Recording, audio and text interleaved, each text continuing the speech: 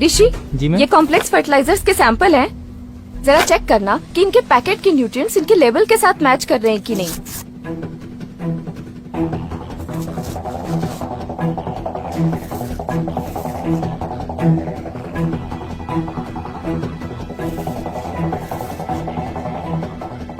Packets के label अलग अलग हैं, लेकिन मिक्सचर सब में एक ही है। नया और अच्छा समझ के किसानी से खरीदते हैं। ज्यादा फर्टिलाइजर यूज करने से जमीन के पानी का ऑक्सीजन लेवल कम हो जाता है। मैम इसका मतलब ये फर्टिलाइजर्स भी एक तरीके से पॉइजन है। ऋषि, ये तीनों चीजें ना एक दूसरे से इंटरलिंक्ड हैं। अगर एक किसान जेनेटिकली मॉडिफाइड या हर्बिसाइड सीड खरीदता है तो उसे मजबूरन ये फर्टिलाइजर्स और पेस्टिसाइड खरीदने ही पड़ते हैं। वो कैसे? क्योंकि इन प्रोडक्ट्स को बनाने वाली कंपनीज के सर्टिफिकेशन यहीं से अप्रूव होते हैं। ये देखो, ये देखो, ये इन्हीं की स्ट्रैटेजी है। ये देखो,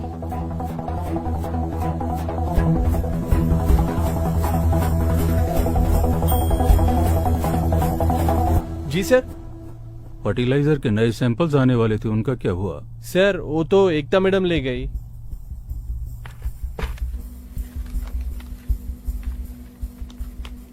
मैम ये तो सरेआम धोखाधड़ी है।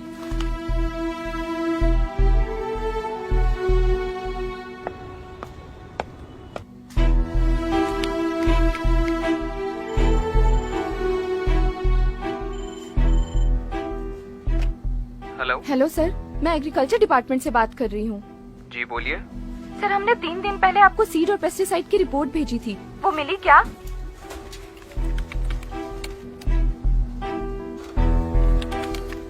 नहीं, हमें आपके कोई रिपोर्ट्स नहीं मिले। एक बार प्लीज चेक करिए, हमने सारी डिटेल रिपोर्ट आपको ईमेल की थी। नहीं मैडम, वहाँ से तो हमें कोई रिपोर्ट ही नहीं आई।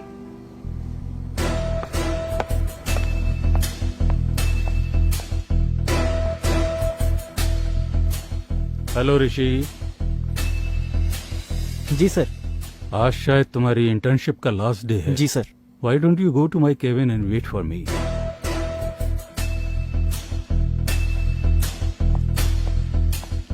हाँ Ekta, how is your research going on? तो आप ये सब पहले से जानते थे, आपने रिपोर्ट क्यों नहीं भेजी अभी तक? एकता लिसन केयरफुली, ये नई टेक्नोलॉजी है। We need to give time for science to grow. Be in our team. हमें एक पेस्टिसाइड, एक सीड, एक फर्टिलाइजर अप्रूव करने के लिए करोड़ों रुपए मिलते हैं। ओह, तो ये साइकिल आप लोगों का बनाया हुआ है कि जब एक किसान तुम्हारे सीड्स खरीदेगा तो उसे मजबूरन पेस्टिसाइड और फर्टिलाइजर्स खरीदने ही पड़ेंगे। किसान बेसिक फार्मिंग कर रहे थे, उपज और प्रॉफिट के लिए सब करना पड़ा। अब तुम सोच लो। उपज बढ़ाने के लिए 4 गुना कॉस्ट ऑफ कल्टीवेशन, वो भी पूरे झूठे वादे। पीटी कॉटन के बारे में क्या दावे किए थे आपने कि पूरा पेस्ट कंट्रोल होगा, पेस्टिसाइड की जरूरत नहीं पड़ेगी, पर हुआ क्या? चूसने वाले कीड़े और पिंक बॉलवर्म पहले से भी ज्यादा हो गए। सोच लिया, तुम जैसे गिरे हुए लोगों के साथ काम करने से तो अच्छा है कि मैं ये नौकरी ही छोड़ दूं।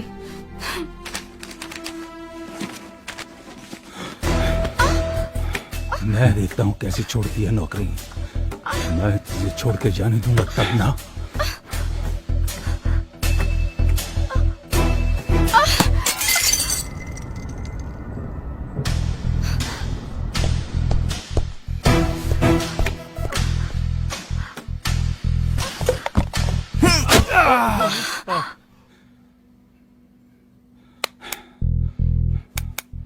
ये इलीगल ट्रेडिंग क्यों करते हो तुम लोग? मैम ये लोग ऐसे नहीं मानने वाले। इंटरनेशनल प्रेशर होता है। सबसे ज्यादा स्टॉक कहाँ भेजा है? पंजाब में। मैम हमें इनकी सर्टिफिकेशन किसी भी तरीके से रोकनी होगी। ऋषि, एक काम कर, जी मैम। आसपास के गांव में जा, सर्वे कर और पता कर कि ये सीड्स किन जगहों पर गए हैं। जी मैम। लेकिन मैम आप कहाँ जा रहे हो? Punjab.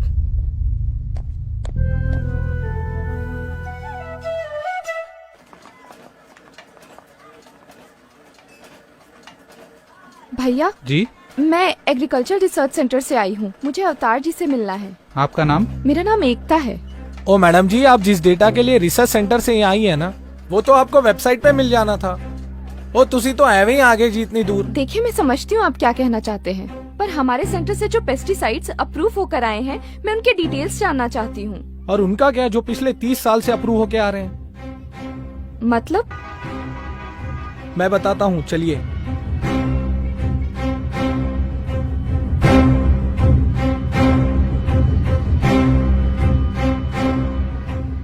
Veer ji, 2 ticket cancel train की, 2। Your attention. Passenger train number Bathinda to Bikaner has arrived on platform number 4.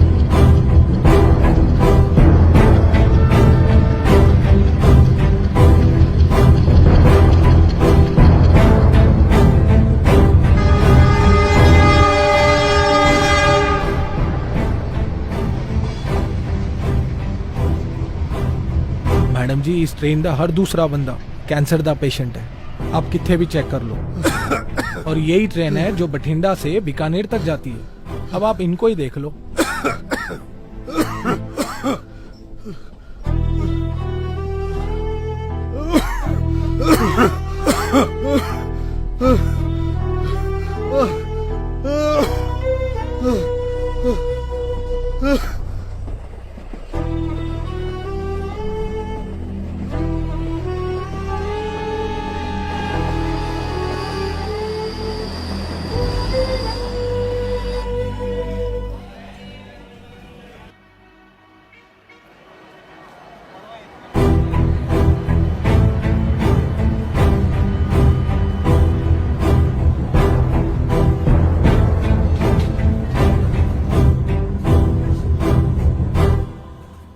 आइए आइए, देखना चाहती थी ना आप, ये हाल किया आपके पेस्टिसाइड्स ने।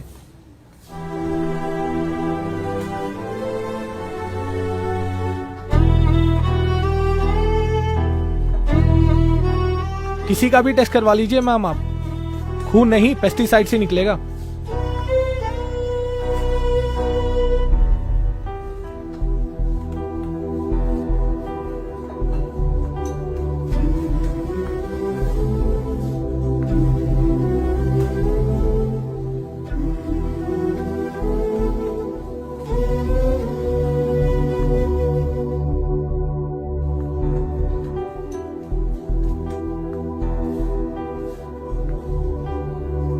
गवर्नमेंट से कोई हेल्प? जहर और दवाई दोनों एक ही कंपनी बनाती है। अगर आपको फुल डिटेल चाहिए तो आप दिल्ली जाकर भूषण सर से मिल सकती हैं।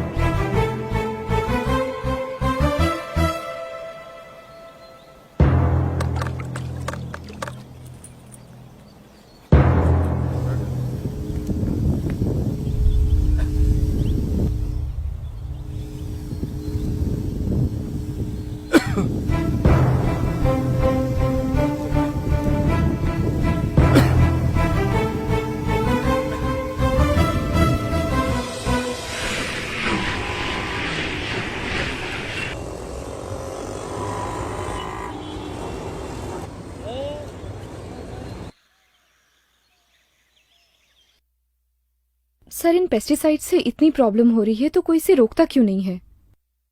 प्रॉफिट बेटा, प्रॉफिट। एकता, हमारे देश में 100 अलग अलग तरह की फसलें उगाई जाती हैं। इन 100 फसलों में से सरकार सिर्फ 24 फसलों का दाम तय करती है। और उन 24 में से 2 फसलें गेहूं और चावल को सरकार किसानों से खरीदती है। गेहूं और चावल के दाम गांव में एक सर्वे टीम को भेजकर किया जाता है। सर्वे टीम किसान से उनकी खेती की लागत के बारे में जानकारी लेती है। किसान अपनी 30% कमाई पेस्टिसाइड, सीड्स और फर्टिलाइजर खरीदने के लिए, 30% लोन पे करने के लिए और बाकी बची कमाई जमीन का किराया भरने में लगाते हैं। किसानों की इस लागत के आधार पर सरकार भाव तय नहीं करती, बल्कि कंज्यूमर की जेब की क्षमता के अनुसार भाव तय किया जाता है। सरकार के इस निर्णय से किसानों को बहुत बड़ा नुकसान होता है और बाकी के 22 फसलों का भाव लोकल ट्रेडर्स तय करते हैं। जब मार्केट में उन 22 फसलों की डिमांड ज्यादा होती है, तब उन्हें गोडाउन में रोक दिया जाता है। डिमांड दोगुनी होने पर ट्रेडर्स उसका फायदा उठाकर फसलों को मनमाने दाम पर बेचते हैं।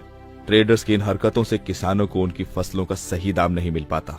उदाहरण के तौर पर किसान जब एक फसल को बाजार में बेचने जाता है, तब उसका पहला हिस्सा उसे तैयार करने में जाता है, दूसरा उसकी पैकिंग में, तीसरा ट्रांसपोर्टेशन में, चौथा उस पर टैक्स भरने में, पांचवा मार्केटिंग पर, छठा मिडलमैन को, सातवां होलसेलर को, आठवां रिटेलर और सबसे आखिर में जो हिस्सा बचता है वो मिलता है किसान को। इस नुकसान से बचने के लिए अगर सारे किसान मिलकर अपनी फसलों को सीधे कंज्यूमर को बेचे तो उन्हें सिर्फ पैकिंग, ट्रांसपोर्टेशन का खर्च होगा। इसके अलावा उन्हें सिर्फ रिटेलिंग और उसका टैक्स भरना होगा। इस प्रोसेस में पहले 90% के मुकाबले 50% ही किसान का खर्च होगा और बाकी का 50% किसान को मिल जाएगा। किसान अपनी मर्जी से खेती कर सकता है, लेकिन अपनी मर्जी से बेच नहीं सकता। सर, अथॉरिटी कुछ क्यों नहीं करती? अथॉरिटी?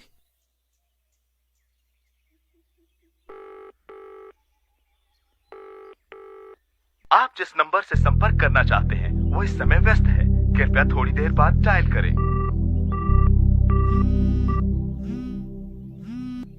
हाँ ऋषि। मैम, गांव वालों को मुआवजे के नाम पे सिर्फ 5 रुपए का चेक पकड़ा रहे हैं। ऋषि, सारी डिटेल्स ईमेल करो। जी ma'am.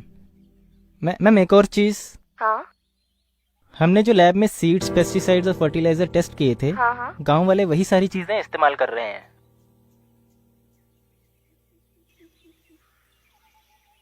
Thank you sir. Marathwada जाओ, सबसे ज्यादा सुसाइड्स वहीं पर हुए हैं।